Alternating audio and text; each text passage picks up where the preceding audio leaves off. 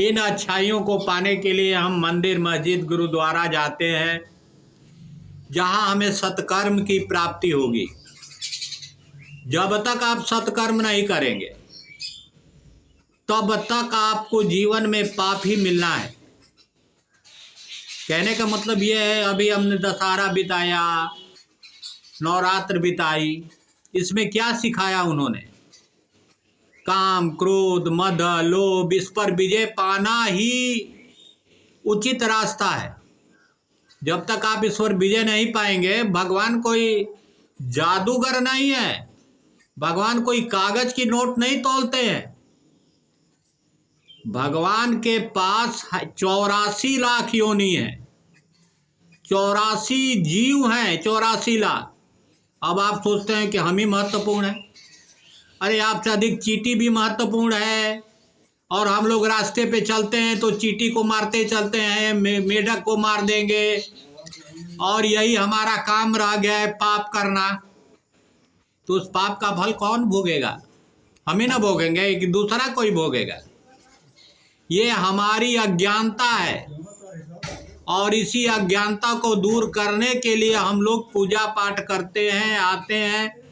देखिए तुलसी बाबा ने कितना साफ लिखा है, प्रथमे मैं कही शिव चरिता, बुझा मरम तुम्हार।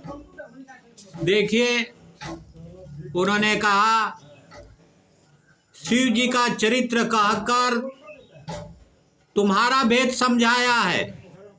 ये मनुष्य योनि का भेद उन्होंने शंकर जी के माध्यम से समझाया है कि जो आदमी भगवान का भक्त नहीं तो उसको चरित्र समझ में नहीं आएगा। वो अपने से जोड़ लेगा कि भगवान भी मनुष्य हैं, बस इतना ही वो जानता है, और इसी के अंदर रमण करता रहता है। तुलसी बाबा लिखते हैं, मैं जाना तुम्हार गुणशीला, कहूँ सुनो अब रघुपति लीला, सुन मुनियाज समागम तोरे, कहीं न जाई जस सुख मन मोरे। जिसने भगवान के गुण और शील को समझ लिया, भगवान की लीलाओं को समझ लिया, उसके मन में आनंद पैदा हो जाता है। देखिए आना जाना लगा रहेगा, पाप पुण्य लगा रहेगा, दुख सुख लगा रहेगा, हर पल हर क्षण बदल रहा है। हम ये नहीं जानते कि अगले पर मेरे साथ क्या होने वाला है, पर जो भी क्षण बीत रहा है इसमें सुख लेकर आनंद से जीने की कोशिश करें, यही असली सुख है भैया। नहीं तो कोई संसार में ऐसा नहीं आया है कि जिसको दुख ना हो, और कोई ऐसा नहीं आया है कि जिसको संसार में सुख ना हो। ये संसार की लीला है, प्रकृति की लीला है, जो अभेद है, चलती रहेगी, और उसको हम आप मिटा नहीं पाएंगे।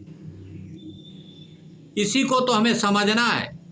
रामचरित यति अमित मुनीसा, कहि न सकहि मत कोटि अहिसा, ततपि जसा श्रुत कहूँ बखाने, सुमिर गिरपति प्रभु धनु पाने। क्यों ना तुलसी बाबा ने कहा कि राम का रचित चरित्र अपरंपार है, बड़ा है, अत्यंत है। उनके गुणों की व्याख्या हम आप नहीं कर सकते। कब क्या है, कण कण में भगवान है, हम में, तुम में, खड़क खम में, हर जगह भगवान है। ये तो हमारी अज्ञानता है कि हम मान लेते हैं कि यहाँ भगवान है, यहाँ नहीं है।